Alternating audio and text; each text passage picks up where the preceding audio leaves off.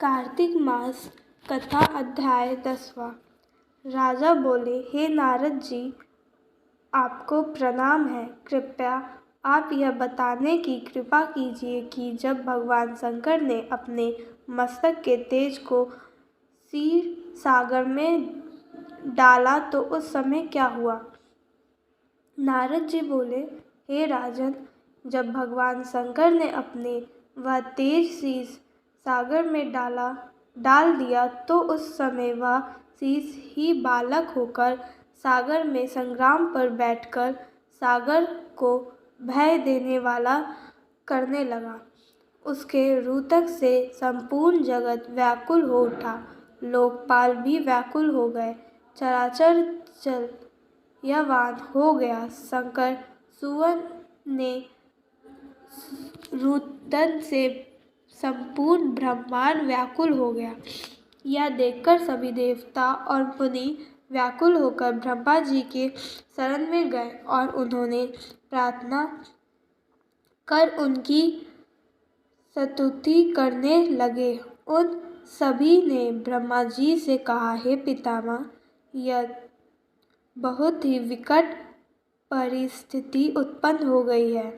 हे महायोगिन, इसको नष्ट कीजिए। देवताओं की मुख से इस प्रकार सुनकर ब्रह्मा जी सत्यलोक से उठकर उस बालक को देखने के लिए सागर तट पर गए। सागर ने ब्रह्मा जी को आता देख उन्हें प्रणाम किया और बालक को उठाकर उनकी गोद में दे दिया।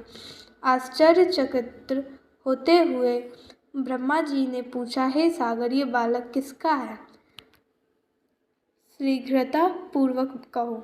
सागर बोला, प्रभु, यह तो मुझे ज्ञात नहीं है, परंतु इतना अवश्य जानता हूँ कि यह गंगा सागर के संग्राम पर प्रकट हुआ है। इसलिए हे जगत गुरु, आप इस बालक का कर्म आदि संस्कार करके इसका जातक फल बताइए। नारद जी राजा से बोले। सागर ब्रह्मा जी के गले में हाथ डालकर बार बार उनका आकर्षित कर रहा था। फिर तो उसने ब्रह्मा जी का गला इतनी जोर से पकड़ा कि उससे प्रेरित होकर ब्रह्मा जी की आंखों में आंसू टपकने लगे। ब्रह्मा जी ने अपने दोनों हाथों का जोर लगाकर इसी प्रकार सागर से अपना गला छुड़वाया और सागर से कहा, हे सागर, सुनो, मैं तुम्हारे इस पुत्र का जगत फल कहता हूँ। मेरे नेत्रों से जो यह जल निकलता है, इसका कारण इसका नाम जलधारा होगा। उत्पन्न होते ही यह प्राप्त होगा, इसलिए यह सब राक्षसों का महाप्रतापशाली, महाबली, बलशाली प्राप्त करने वाला होगा। यह बालक सभी देवों का अधिपति होगा। यह किसी से भी पराजित न होने वाला तथा भगवान विष्णु को भी जीतने वाला होगा। भगवान शंकर को छोड़कर यह सबसे अवश्य होगा। यह से इतनी उत्पत्ति हुई है कि यह वहीं जाएगा। इसकी पत्नी बड़ी पतिव्रता, परम मनोहर, मधुर वाणी बोलने वाली तथा शीलवान होगी। सागर ने इस प्रकार कहकर ब्रह्मा जी ने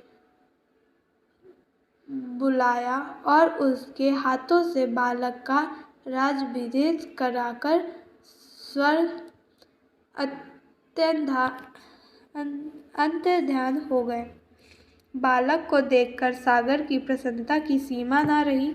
वह हर्षित मन से घर आ गया। फिर सागर में उस बालक का लालन पालन कर उसे पुत्र किया।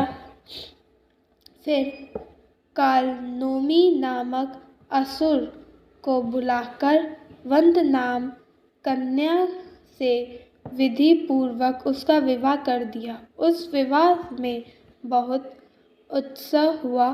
श्री शुक्राचार्य के प्रभाव से पत्नी सहित जलधारा देवों का राजा हो गया।